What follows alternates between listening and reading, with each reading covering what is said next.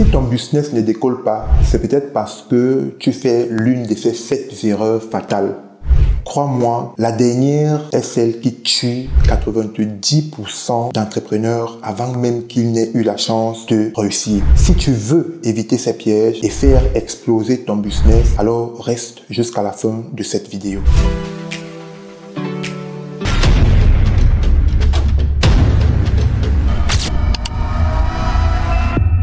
Bienvenue sur Parlons Business et Leadership. Ici, nous parlons de business, nous parlons de leadership, nous parlons d'entrepreneuriat, de mindset et du développement personnel. Aujourd'hui, nous allons toucher une thématique qui est très importante, mais qui fait mal et très mal aux entrepreneurs. Et c'est l'une des raisons pour laquelle les businessmen et les entrepreneurs se loupent dans tous les projets qu'ils lancent. Nous allons parler des 7 erreurs fatales qu'un businessman ou un entrepreneur ne devrait pas commettre pour voir son entreprise émerger. La première erreur que les entrepreneurs et les businessmen font, c'est d'attendre d'avoir le perfect business plan, le business plan parfait. Et c'est pour ça que vous allez voir des entrepreneurs qui vont passer tellement de temps, des mois et des mois, pour peaufiner un business plan qui, au terme de leur planification, ne répond exactement pas à la réalité du marché. Alors, nous voyons plus souvent ces approches dans le contexte business ou entrepreneurial de la zone francophone. Mais dans les pays anglo-saxons, c'est pour ça qu'on dit que ces pays sont business-oriented. Eux, ce qu'ils font, c'est qu'ils vont avoir l'idée, ils vont la mettre en pratique, ils vont commencer par la tester. Et lorsque cette idée commence à porter ses fruits, alors là, on pense à la structuration. Ce qui nous fait dire tout simplement que le succès vient en testant et en ajustant, pas en cherchant la perfection d'entrée de jeu. Et c'est ce que nous faisons en longueur de journée. Nous ne voulons pas nous lancer. Nous ne voulons pas tester, nous ne voulons pas ajuster, mais nous voulons avoir un business tout modélé et qui nous produit déjà des billets de banque. Il faut comprendre que le business plan n'est pas un facteur qui doit véritablement vous empêcher de lancer votre business. C'est une erreur fatale que de ne pas se focaliser sur les ventes.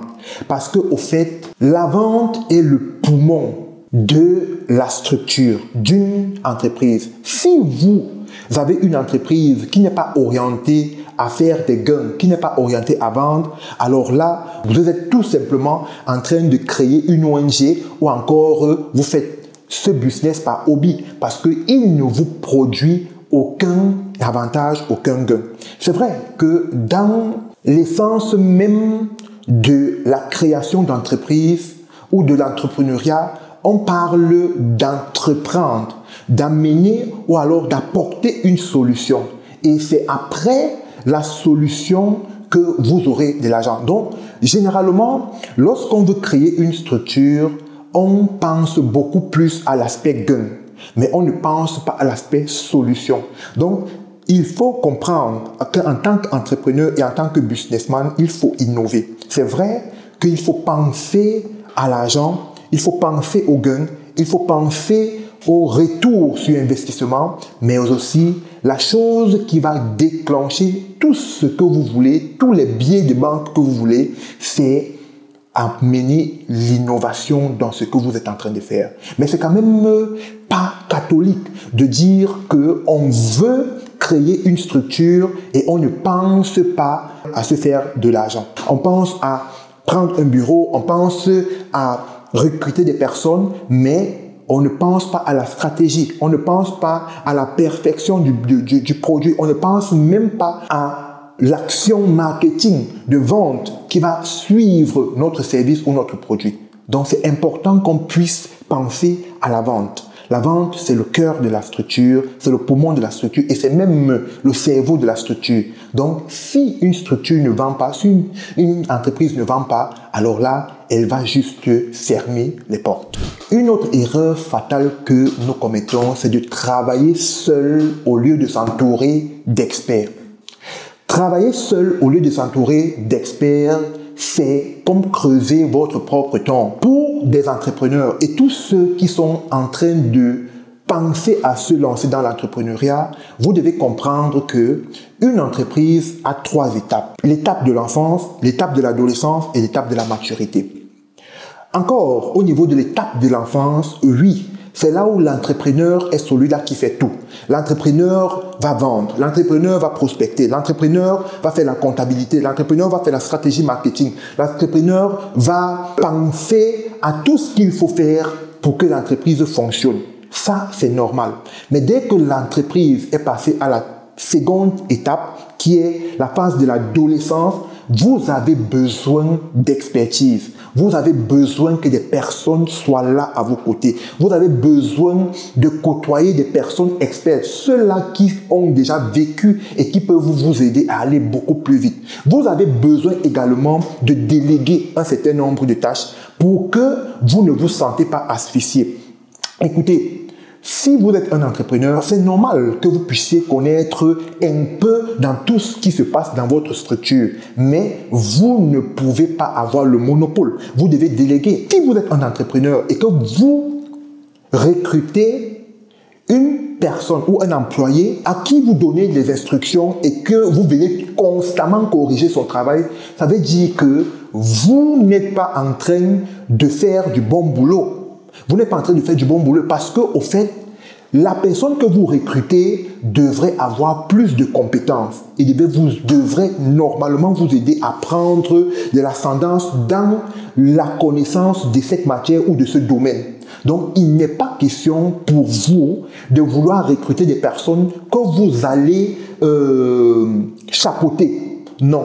Les plus grandes fortunes dans le monde entier, comme les Elon Musk, comme les Jeff Bezos, partout, ce ne sont pas les plus intelligents. Ce ne sont pas les plus intelligents, ce sont ces personnes qui ont su s'entourer des personnes qui ont la matière grise, qui sont expertes. C'est pour ça qu'ils ont des coachs, c'est pour ça qu'ils ont des personnes qui sont expertes dans certains domaines pour leur amener la connaissance, la compétence pour réussir dans leurs entreprises. La 4e erreur fatale, c'est de ne pas utiliser le pouvoir du marketing.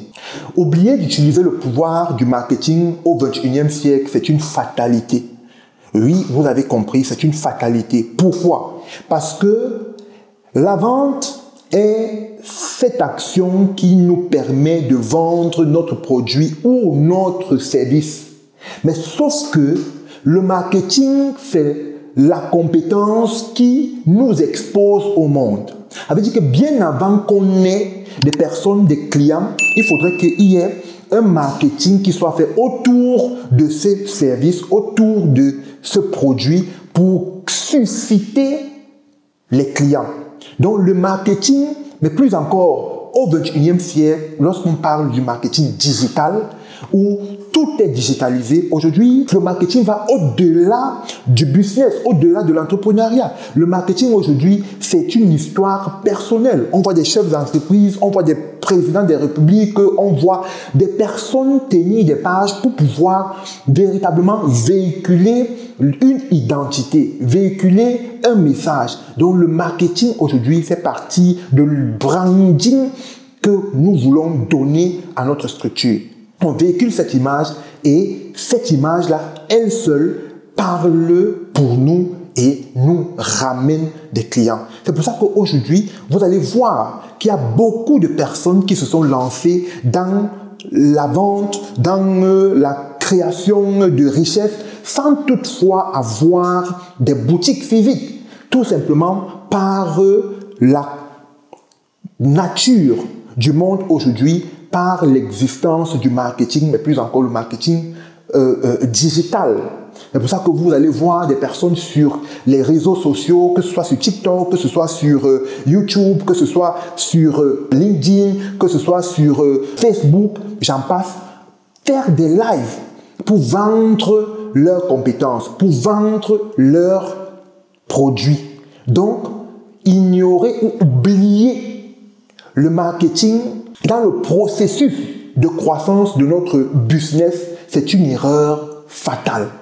Il est donc important pour nous de faire ou de concevoir un plan marketing qui nous permettra de développer notre marque, notre entreprise, notre personnalité, créer une marque, une identité autour de ce que nous faisons, afin que cette identité, cette image que nous reflétons puisse nous apporter des clients. Une autre erreur fatale que commettent les businessmen, les entrepreneurs, les vendeurs aujourd'hui, c'est d'avoir peur d'augmenter ses prix.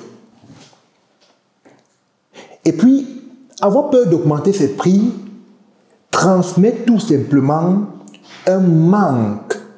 Parce que lorsque vous avez un service, lorsque vous avez un produit, l'essence de ce service ou de ce produit, c'est de pouvoir dire aux gens exactement ce que ce produit fait et comment est-ce que ce produit ou ce service vient résoudre leurs problèmes. Mais plus encore, c'est de savoir faire des offres irrésistibles. Et pour ça, je vous ai réservé quelque chose. C'est le livre $100 Million Offers. C'est Alex Hormozi. Vous pouvez aller sur YouTube, vous pouvez chercher Alex Hormozi. Et il nous parle tout simplement de comment structurer son offre et faire une offre irrésistible. Donc, le plus important pour vous, ce n'est pas de réduire votre prix, mais de faire la bonne offre, de donner aux gens ce dont ils ont besoin et de leur faire des offres sur mesure par rapport à ce dont ils ont besoin. Je vais prendre un exemple, entrepreneur A et entrepreneur B. Entrepreneur A, il a ce livre. Il décide donc de vendre ce livre-ci à tout simplement 10 000 francs, le livre. Il y a 10 clients qui vont le contacter. Au bout de l'épuisement de son stock, il aura 100 000 francs. Mais moi, je suis l'entrepreneur B. Je viens avec ce livre et je vais vous faire une offre sur mesure. Je vais vous dire exactement pourquoi est-ce que vous devez prendre ce livre et je vais vous dire que dans ce livre, c'est ici que vous devez comprendre comment gérer votre entreprise, comment faire en sorte que vous soyez 3 personnes en une seule pour pouvoir gérer votre entreprise. Est-ce que vous connaissez qu'avec ces livres, vous pouvez avoir toutes les compétences pour que votre entreprise ne ferme pas les portes demain ou après-demain. Mais à côté de ça, je vais mettre une petite formation qui vous montrera exactement, chapitre par chapitre, qui vous expliquera exactement ce qui se passe et comment est-ce que vous pouvez prendre des actions, mettre des actions sur pied pour ne pas tomber dans les erreurs des entrepreneurs vulgaires. Ok? Donc direct, je vais donc prendre ça et je vais faire un bon petit packaging et je vais vous rendre ça à 50 000. Des deux, qu'est-ce que vous allez prendre? Celui du livre simple ou alors où je vais vous donner des détails sur ce que j'ai vécu, comment est-ce que j'ai utilisé le livre, comment est-ce que ça m'a donné le succès, comment est-ce que je peux vous montrer comment vous irez d'étape à étape. Je suis sûr que vous prendrez la deuxième option. Voilà 2 entrepreneurs, entrepreneur A et entrepreneur B que je suis, qui vous proposent un produit, c'est le même, mais la différence c'est le packaging. Comment est-ce que j'ai fait mon offre? J'ai fait mon offre sur mesure par rapport à votre besoin. Et c'est comme ça qu'il faut vendre. Il faut choisir des produits, choisir des services qui viendront résoudre un problème. Mais nous, simplement, aussi savoir constituer une offre irrésistible qui permettra aux gens de ne pas dire non. Une autre erreur fatale que les entrepreneurs et les businessmen font, c'est ignorer les chiffres et ne pas suivre les résultats. Vous ne pouvez pas être dans le business et vous ne connaissez pas combien vous avez investi, vous ne connaissez pas quelle est votre marge et vous ne connaissez pas votre taux de conversion.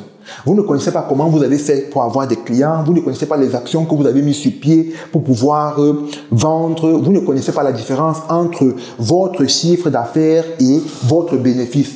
Il faut apprendre à gérer vos avoirs, il faut apprendre à gérer vos résultats, il faut apprendre à gérer tout ce qui tourne autour de votre business.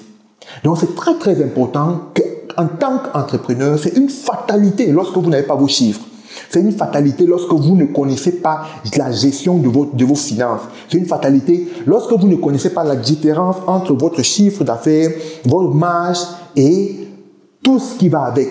Parce que lorsque vous investissez, lorsque vous rentrez dans un business, vous devez connaître ce que j'ai investi et ce que je vais gagner. Quand c'est confus, ça veut dire qu'il y a un gros problème.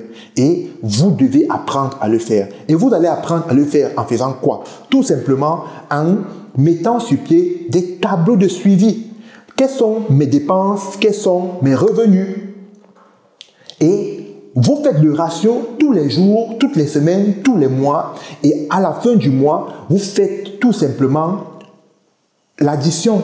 Vous allez voir si vous dépensez plus ou si vous avez plus de revenus. Si vous êtes déficitaire, ça veut dire que vous dépensez plus. Si vous êtes au positif, ça veut dire que vous avez une bonne comptabilité. Donc, vous devez avoir le tracking de ce que vous êtes en train de faire. C'est une fatalité si vous ne le faites pas en tant qu'entrepreneur parce que ça va toujours vous rattraper. Mais je dis toujours vous rattraper. Donc, il faut avoir ça, l'art de pouvoir suivre toutes les actions qu'on met sur pied en tant qu'entrepreneur. Si vous aimez véritablement ce que nous sommes en train de vous dire, vous allez tout simplement cliquer le bouton abonner, oui, et activer la cloche de notification pour recevoir plus ample de nos contenus. Nous parlons ici de business. Nous parlons aussi de la Chine. Nous aidons les entreprises et les particuliers à pouvoir acheter en Chine à bas prix et aussi trouver des fournisseurs. Si vous voulez, nous pouvons vous mettre en contact avec des fournisseurs dans tous les domaines. Notre structure, c'est Big Consulting et aujourd'hui, nous nous positionnons tout simplement comme des intermédiaires entre la Chine et vous qui avez besoin vraiment de lancer votre business ou encore vous avez besoin de scaler le business que vous avez déjà. Vous achetez sûrement cher quelque part. Vous avez la possibilité, quel que soit le domaine où vous êtes, vous avez la possibilité de nous contacter et de faire vos achats, mais encore bas prix, mais aussi de qualité. 7e erreur fatale, mais alors très fatale, qui fait en sorte que la plupart des entrepreneurs se retrouvent en train de mettre la clé sur la porte. Cette erreur, c'est abandonner vite. La plupart de nous abandonnons très vite. Nous voulons tout ce qui est déjà précuit, nous voulons consommer, nous ne savons pas supporter et bâtir. Vous devez comprendre que pour bâtir un business, il vous faut du temps, il vous faut de l'argent, il vous faut de l'énergie. Il vous faut de la connaissance, il vous faut de la compétence, mais aussi de la stratégie. Si vous n'avez pas ça, vous ne pouvez pas bâtir un business, vous ne pouvez pas vous taguer comme être chef d'entreprise ou encore entrepreneur. Vous ne pouvez pas. Vous devez oser, vous devez supporter, vous devez comprendre que c'est 5 ans que vous allez prendre pour forger votre entreprise, 5 ans que vous allez prendre d'intense travail, jour et nuit. Vous devez vous former. Et vous devez amener progressivement votre entreprise où vous voulez. Mais la chose que vous devez comprendre, c'est que votre entreprise ne restera qu'à votre niveau d'entendement, de compétences et de stratégie. Vous n'aurez pas une structure, une entreprise, un business qui grandira plus que vous. C'est vous qui donnez la cadence, qui orientez votre structure. Le plus vous grandissez, le mieux votre structure sera. Le mieux vous pourrez la structurer, le mieux vous pourrez vous projeter. Donc, direct, cette entreprise qui est censée vous enrichir, vous êtes censé l'organiser pour pouvoir vous enrichir. Si vous n'organisez pas, vous ne serez jamais riche. L'entreprise ne rend pas riche dès le départ. L'entreprise, lorsqu'on la prend, on travaille parce qu'on y croit. On a une vision, on a des rêves, on y croit, on a des solutions que nous voulons mettre sur pied, on y croit et on veut changer le monde. Et c'est dans le processus du changement du monde qu'on va devenir riche en donnant la plus-value. Et dans tous les domaines dans lesquels vous allez vouloir exceller, retenez-le, vous allez travailler, mais alors travailler pendant bien fort longtemps. Parce que tout ce qui est bien s'obtient dans la durée. Que vous soyez athlète, que vous soyez, je sais pas, docteur, vous devez prendre du temps. Vous devez prendre du temps pour vous former, vous devez prendre du temps pour travailler sur vous-même et grandir dans votre mindset afin de pouvoir faire grandir aussi votre entreprise. Nous avons donc parlé, entre autres, de 7 points. Attendre d'avoir le perfect business plan. Ne pas se focaliser sur les ventes. Travailler seul au lieu de s'entourer d'experts. Ne pas utiliser le pouvoir du marketing. Avoir peur d'augmenter ses prix. Ignorer les chiffres et ne pas suivre ses résultats. Abandonner trop vite. Si cette vidéo t'a aidé, like-la, partage-la, surtout abonne-toi, active la cloche de notification pour ne manquer à aucune de nos prochaines vidéos.